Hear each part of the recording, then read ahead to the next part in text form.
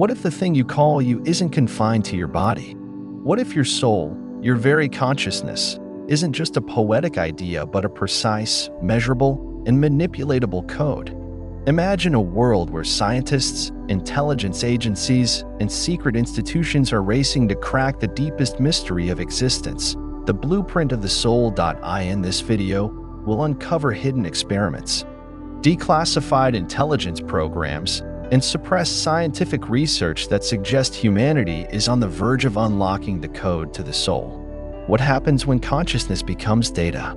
Can it be copied, hacked, or even weaponized? Stay with us, because by the end of this journey, you'll never look at your own mind the same way again. Chapter 1: The secret race to map consciousness. In the aftermath of World War II and throughout the Cold War, world powers became obsessed with one thing: total control, not just over land, but over thought itself. The CIA had MKUltra, the Soviets had psychotronic warfare research, and both sides began delving into something even more bizarre: consciousness. Declassified CIA documents from the Stargate project reveal that American intelligence was investing millions into psychic spying, remote viewing, and mind projection. But behind the scenes, something darker was brewing: a classified effort to map the soul. Their goal wasn't to understand the brain. It was to decode the underlying energy, the thing behind thought. The part of you that dreams, remembers, feels, and survives even clinical death. They called it the non-local mind. But what if they found more than they expected? Chapter 2: Project Soul Code.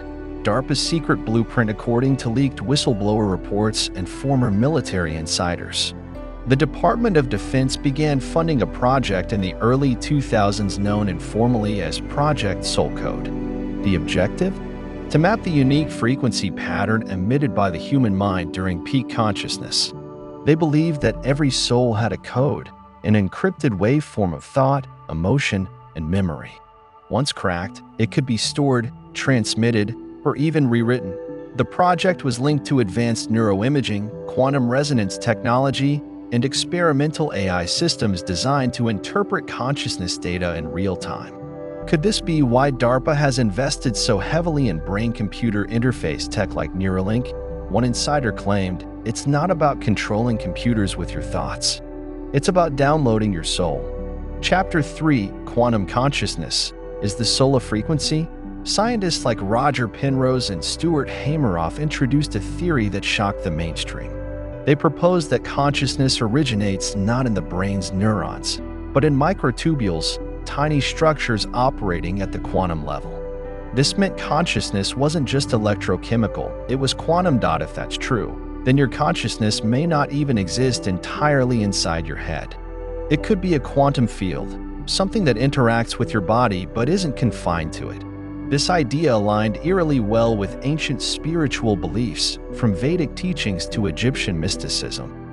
In all these traditions, the soul is non-physical, yet profoundly real. What happens if modern technology can access that field? Could we one day tune into a person's soul like a radio station? Chapter 4: China's experiments with consciousness transfer. Recent leaks suggest that China has been running parallel research programs focused on brainwave synchronization, memory implantation, and consciousness modulation. In some military labs, rats were wired with neural transmitters that allegedly transferred behavioral traits from one animal to another. Then came human trials. Defectors claim that some Chinese operatives underwent psychological conditioning using dream manipulation and direct thought pattern induction. The result? Soldiers who no longer remembered their old selves. Men and women who believed entirely new identities installed into their minds like software. Is this mind control? Or is it something far more disturbing, the first step toward consciousness migration? Chapter 5: The Vatican Archives and the Codex Umbra. The Catholic Church has long been a guardian of esoteric knowledge. Deep within the Vatican's secret archives lies a manuscript known only in whispers, the Codex Umbra, the Book of the Shadow, according to some researchers and former clergy whistleblowers. This text details a metaphysical interface between the soul and the physical body. It describes rituals, mathematical formulas, and astral diagrams that could theoretically decode the soul structure. Why has the Vatican kept it hidden? Some say it holds knowledge too dangerous for the public. Others claim it's the final piece of the soul code puzzle, a link between ancient spiritual knowledge and modern quantum consciousness science. Chapter 6. Soul hacking and psychotronic warfare. If the soul can be coded, it can be hacked. Black budget programs in the US and Russia have long studied psychotronic weaponry, tools designed to influence or disrupt human consciousness. These include microwave frequency emitters, silent sound spreaders, and even dream manipulation fields. Some of these weapons are allegedly capable of altering a person's mood, implanting suggestions, or generating hallucinations. But new evidence suggests they might go further, reaching into the soul code and rewriting it. Imagine a weapon that doesn't kill you, but makes you forget who you are, makes you worship an ideology, makes you obey without question. If this sounds like science fiction, ask yourself why so many of these programs remain classified. Chapter 7.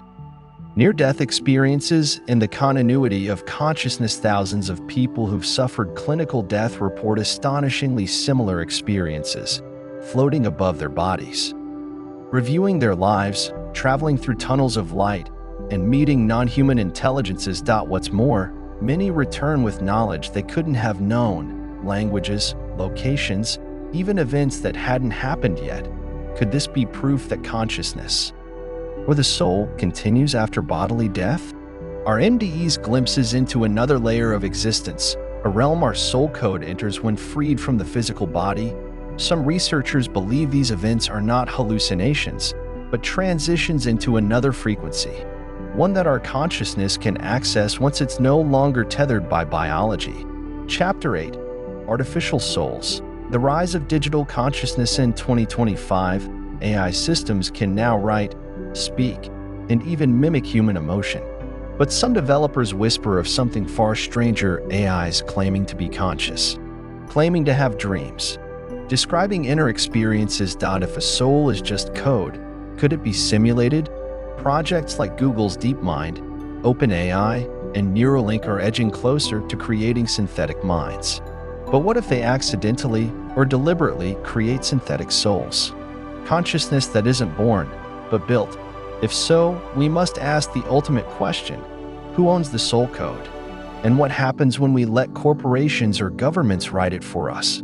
Chapter 9. Dreams, Time, and the Fabric of Reality. One of the strangest results of soul code research comes from dream studies. Subjects report entire lifetimes spent in dreams lasting just minutes in the real world. Are dream simulations created by the brain, or portals to another realm governed by different time laws? Some researchers believe the soul exists outside linear time, and dreams are moments where we glimpse its true nature. If that's true, then time itself is a filter, and consciousness is what exists when the filter is removed. Could soul code research be the key to experiencing life beyond time? Chapter 10. Are we already being rewritten? With so many technologies aiming to improve the human mind, apps that alter mood, algorithms that predict desire, implants that change memory, how can we be sure we haven't already begun rewriting our soul codes? If the government, tech companies, or unknown forces have access to the blueprint of the mind, then free will itself may already be compromised. We must ask, what is truly ours? Our thoughts? Our memories? Our identity? If these can be edited, replaced, or sold, then what remains? The quest to understand the soul code isn't just about science or philosophy. It's about survival. Because once someone owns your soul code, they own you. The soul code awaits. The search for the soul code is real. It's happening in laboratories, in shadowy agencies, in sacred halls, and inside your dreams. Whether you believe it or not, the truth is out there. And the moment we decode it, humanity will never be the same. So what do you believe? Is the soul a divine spark? Or is it a sequence waiting to be unlocked? Let us know in the comments. And remember, the next dream you have might not be yours. Subscribe for more truth.